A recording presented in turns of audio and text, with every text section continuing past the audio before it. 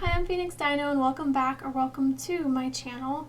Last time we hosted a grand ball in Rosemary's honor so she can meet her selected candidates, and we let a wheel decide how her candidates were going to interact with her. This time around, however, it is renovation day, as we will be making over the rooms for the 14 remaining young gentlemen. So, without further ado, let's dive into build mode. As you can see by the little pop-up on the right-hand side, this room is for Duke Edmund Clifford.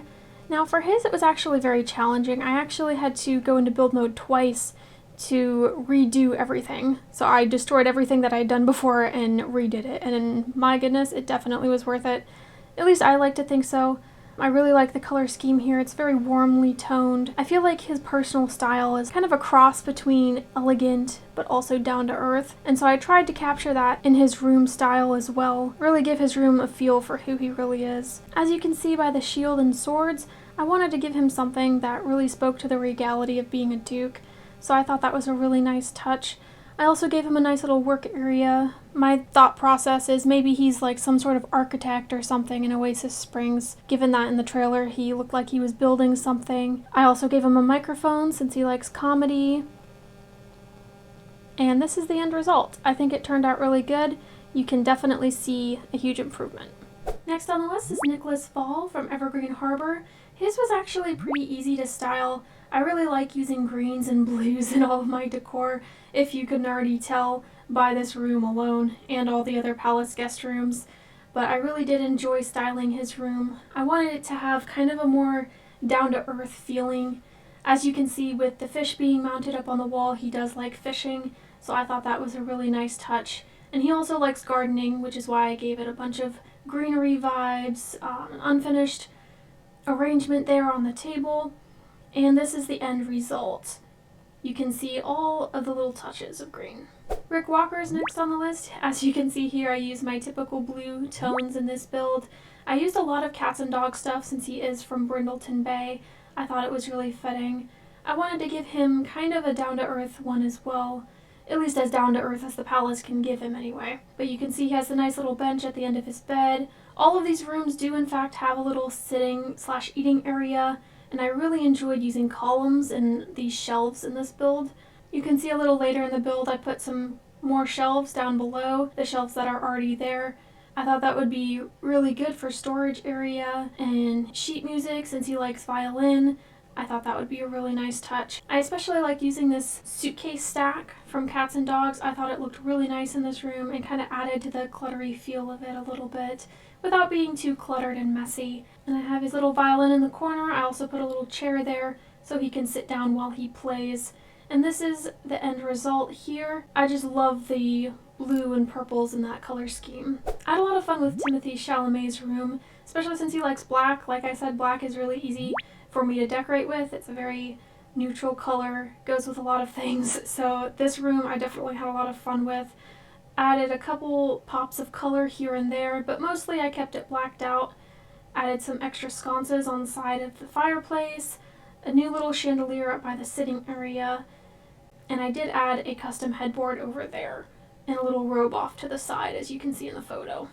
For Tyler Morton's room, it was honestly the easiest for me to decorate, just because he likes Queen Anne decor, and that's the decor style that I'm most comfortable with personally.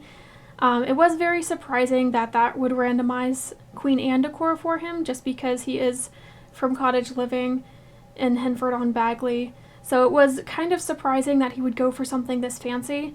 But, you know, maybe he's looking for like some sort of change and he's coming to the palace to see a different sort of lifestyle. I don't know. And I had a lot of fun, as you can see in the other rooms as well, with using these bricks from Get Together as custom mantles for the fireplaces. I really had a lot of fun with that, and with creating custom headboards, as you can see. And the end result looks really fancy, honestly not too different from the palace's rooms beforehand. For Count Henry's room, it was kind of challenging since he likes farmhouse decor. Reds, on the other hand, were fairly easy, and they do make sense since he is a vampire, in fact. I also did find this batfish, since he likes fishing, that I thought looked really nice on the wall. And I truly did enjoy doing this room, and I think it turned out very well. As you can see for Austin Weathers, I didn't include all of the building process. for this one because his was the most challenging. You can tell I've already done quite a bit of renovation up until this point, and that's because I have struggled for so long to get his room together. I do like the end result though. I think it definitely gives an outdoorsy vibe. The only thing I'm wondering is if maybe I used Jungle Adventure a little too much, but I do like this custom fireplace. I just saw this on Vixella's channel the other day as she followed someone's tutorial for it. So I thought it was really, really cool how you can make that fireplace that way. I also had a lot of fun with this little extra corner here, making it like a sort of closet space, little storage area for him. I thought that would be really cool for all of the things that he might need to store up there for sports or fishing or whatever he likes to do in his free time. And the end result, you can see we have a nice fur rug, the custom fireplace, seating area.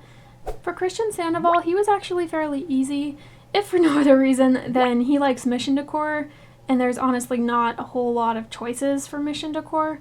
I tried to use as much of it as I can, but you'll see I did end up replacing that bed. I just couldn't do it. That base game bed just irritates me every time I see it. I just can't do it.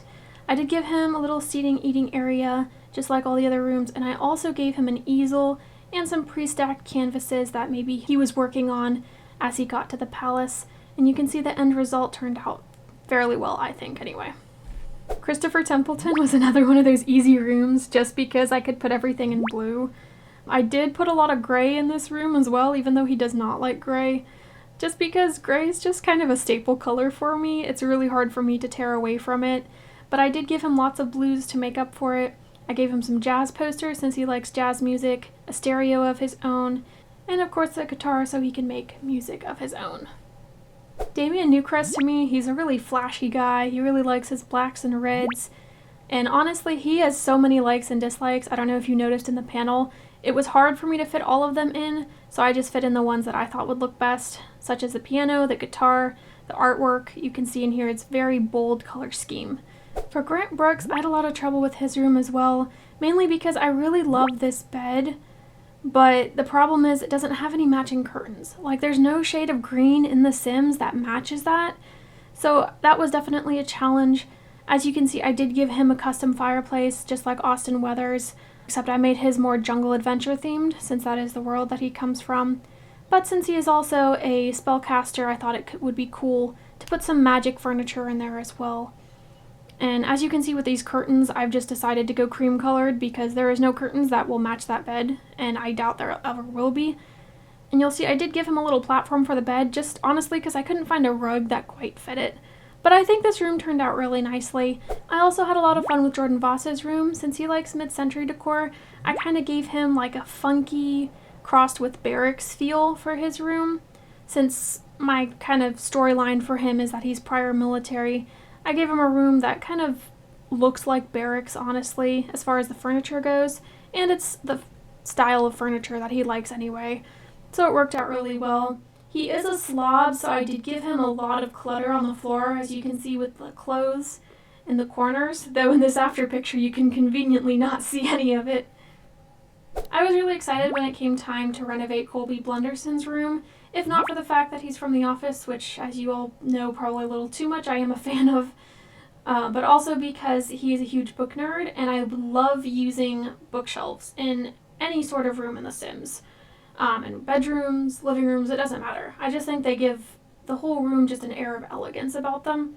I also kind of gave him a unique second sitting area in his room. Not all the other rooms really have this, just as like a little reading nook where he can read in the morning, put his feet up, relax. I thought that was a really unique touch over there, and I love how it turned out. For Oswald Velasco, I actually had to quit The Sims for a week when I started his room and went back up at it again, just because since he's a spellcaster, my first instinct is to use the furniture that comes with that pack, but he likes island decor. And me personally, I don't really care for a lot of the island decor in The Sims, especially not using it in the palace. So I kind of had to compromise with myself a little bit and use things that still look like they could be island decor, but they're technically not. I still think it did turn out really well. I used island decor where I could, and I especially love all the deep blues and creams used in the color scheme for this room. Well, that's it for this week. Join me next time as Rosemary uses unconventional means to decide who her Valentine's Day date is going to be. Thank you so much for watching, and I'll see you next Friday on The Selection.